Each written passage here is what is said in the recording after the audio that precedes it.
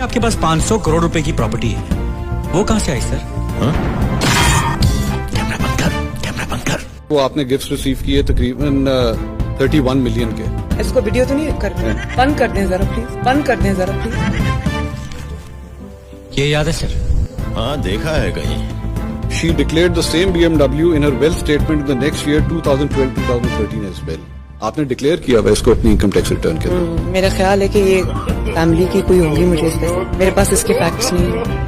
तुम्हें जानना है मेरी प्रॉपर्टी के बारे में तो जाओ कोर्ट में केस करो। सब बकवास है।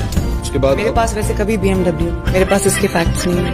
नहीं, मेरे पास है ही नहीं डिटेल, मुझे पता ही नहीं। जनता से ज्यादा आपको अपनी कुर्सी प्यारी है ना? क्या?